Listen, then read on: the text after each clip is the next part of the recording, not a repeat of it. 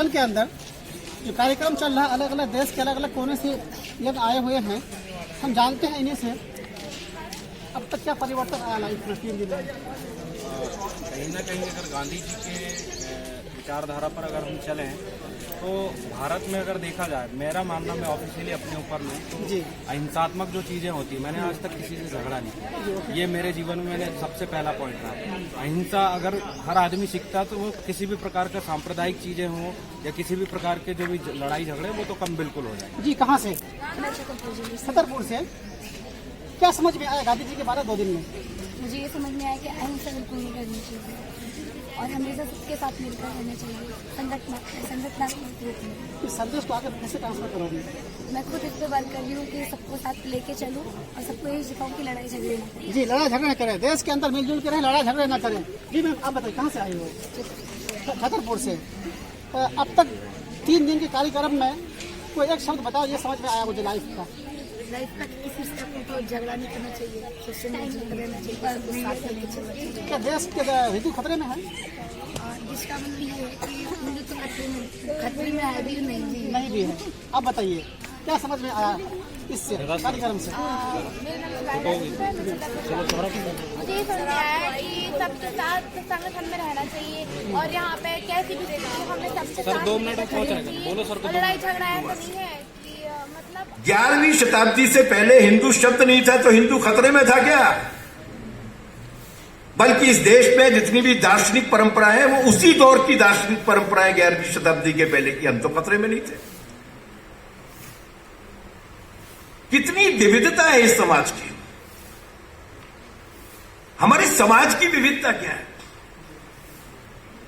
क्या हिंदू धर्म कोई एक आइडेंटिटी है? मेरी मां जिस इलाके की रहने वाली थी, ब्रज की, वहां पर त्योहारों के दिन में और पूजा पाठ के दिन में प्याज और लहसुन भी रसोई में अगर आता था तो वो अपवित्र हो जाता था। और मेरी सास, वो भी पूरे भरे पूरे द्विज परिवार की थी।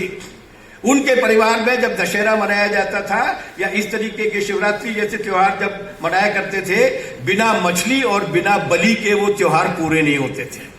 हिंदू वो भी थे, हिंदू ये भी थे।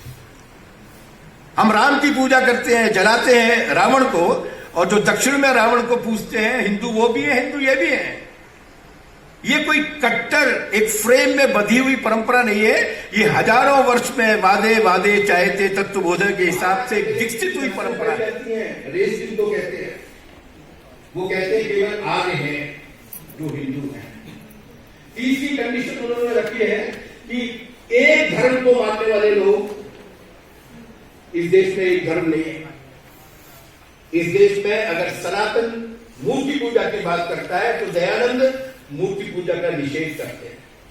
इसमें अगर बुद्ध एक नए तरीके की धारणा लेकर आते हैं, जैन नई तरीके की धारणा लेकर आते हैं, तो वैष्णव नए तरीके की धारणा लेकर आते हैं, शैव और भी तरीके की धारणा लेता है। 60 तरीके की धर्म है, 122 तरीके के पंथ हैं। और राजा ने इस्लाम कबूल कर लिया, अपने छोटे भाई को राज सिंहासन दे दिया और खुद लकड़ी की मस्जिद की तामीर की है, जो पिछले 1300-1400 साल से वहां पर है। हिंदू खतरे में नहीं पड़ा।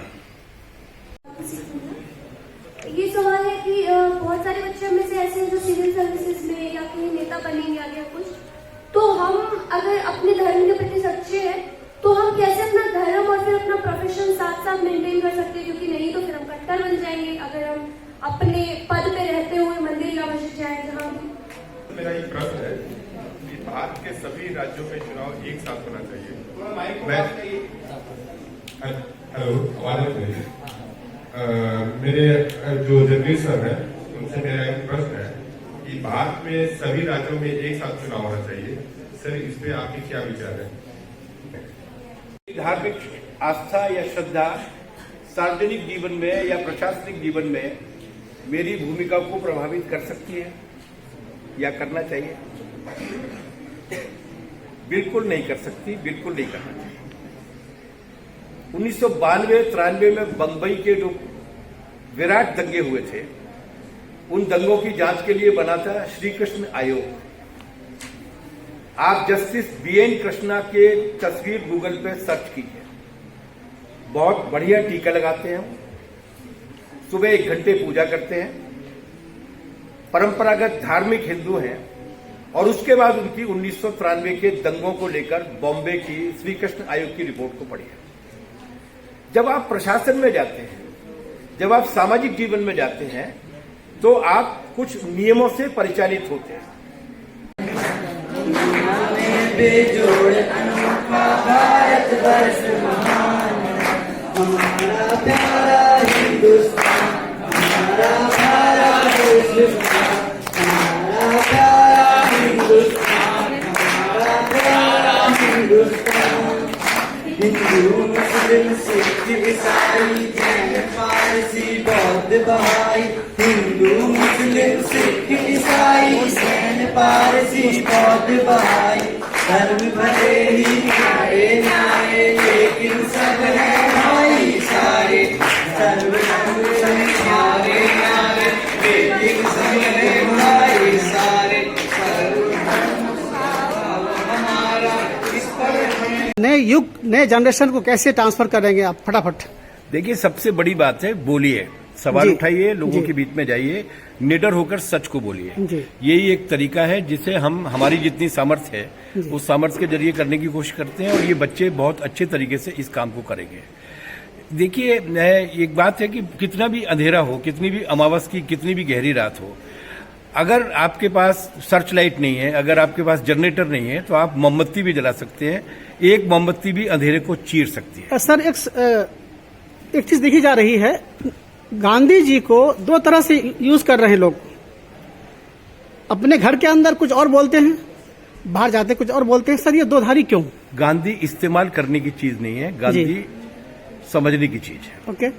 गांधी इस देश को जितने बेहतर तरीके से समझ सकते थे, मैं विचारधारा से एक मार्क्सवादी हूं, लेकिन मैं आपको बता रहा हूं कि गांधी जिस तरीके से इस देश को समझते थे, गांधी की बड़े बड़े सवालों को लेकर जो समझदारी थी, जो उससे ठीक उल्टा चल रहे हैं, वही गांधी का नाम ज्यादा ले रहे हैं। इसलिए गांधी को समझने और उनके भारत के संबंध में जो अवधारणा थी उसको लागू करने की आवश्यकता है। नाम नीलेश तिवारी है, मैं महिषासुर बुंदेलखंड विश्वविद्यालय छतरपुर का। बुंदेलखंड से आए हैं आप? बिल्कुल है ना? अब ये बताइए कि आपने अभी 2-3 दिन गुजारा इस टॉपिक पे गांधी जी के लाइव चाहिए। हाँ, इसका मतलब ये था, तो अभी आपकी क्या समझा गांधी जी के बारे में? मैं वैसे भी गांधी आश्रम छतरपुर से जुड़ा हुआ व्यक्ति हूँ, और राष्ट्रीय सेवा योजना में मैं गांधीवादी विचारधारा से लगता हूँ, क्योंकि राष्ट्रीय सेवा योजना का भी उद्घाटन एनएसएस का उन्हीं के उससे हुआ था। गांधी जी के प्रेरणा स्रोत भी उनको माना गया है हमारे एनएसएस में। तो मतलब महात्मा गांधी जी को हम देखें तो उनके लिए बहुत अच्छे विचार निकलते हैं, और हम यूथ से भी यही कहेंगे कि उनके प्रति जो उनने सपना देखा है, स्वच्छ भारत जो एनएसएस का मुख्य पॉइंट रखते हैं, विभिन्न प्रकार के कार्यक्रम है, या उनसे जो कार्यक्रम जागरूकता कार्यक्रम है जो महात्मा गांधी से जुड़े हुए हैं। और इस कार्यक्रम से हमने ये भी सीखा है कि यहाँ यूथ जो यहाँ के 5 राज्य या 6 राज्यों से बच्चे आए हैं, उनका खान पान रहन सहन। तो दोस्तों, गांधी जिंदा थे और आज भी लगता है देश के अंदर उनके जो बताए हुए शब्द हैं आज भी जिंदा है। इसी चीज को आगे बढ़ाने के लिए मध्य प्रदेश भोपाल के राजधानी गांधी भवन के अंदर कार्यक्रम चल रहा है कि अलग अलग देश के अलग क्षेत्र से युवा आए हुए हैं। इन्हीं सब बातों के लिए मैं MS अख्तर खान, परबत न्यूज, भोपाल, मध्य प्रदेश।